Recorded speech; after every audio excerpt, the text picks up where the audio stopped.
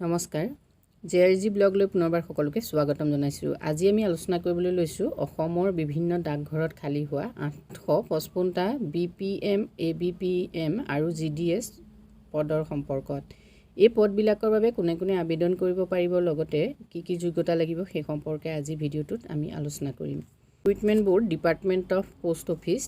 Recruitment title হ'ল India post recruitment 2023। Name of post BPM অৰ্থাৎ branch post master, ABPM assistant branch post master, next আহিলে GDS Gram Dak Sevak. Total vacancy হ'ল 855টা। Salary হ'ব 12,000 টকাৰ পৰা 29,480 টকাৰ ভিতৰত, আৰু জব টাইপ হ'ল job, government of India.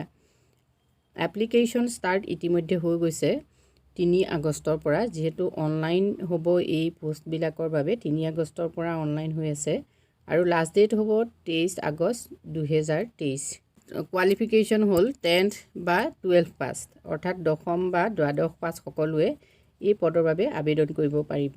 As limit হ'ল 18 বছৰৰ পৰা 40 বছৰৰ ভিতৰত, আৰু এজ ৰিলেক্সেশ্যন থাকিব SC ST বাবে 5 বছৰ, OBC বাবে 3 বছৰ, PWD বাবে 10 বছৰ, PWD OBC বাবে 13 বছৰ, PWD SC ST বাবে 15 বছৰ।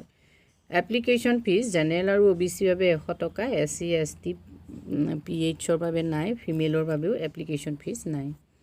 যদি তোমালোকে এই পদসমূহৰ বাবে আবেদন কৰিম বুলি ভাবিছা, তেতিয়াহ'লে indiapost.gov.in গৈ আবেদন কৰিব পাৰিবা।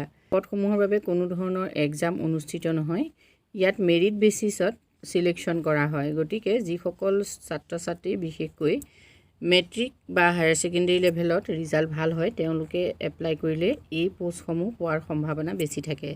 আজিৰ ভিডিঅ'টোত আমি এইখিনি তথ্য তোমালোকৰ বাবে আগবঢ়াইছোঁ। যদি সবিশেষ চাব খোজা তেতিয়াহ'লে ডেছক্ৰিপশ্যন বক্সৰ লিংকত গৈ চাব পাৰিবা। ধন্যবাদ।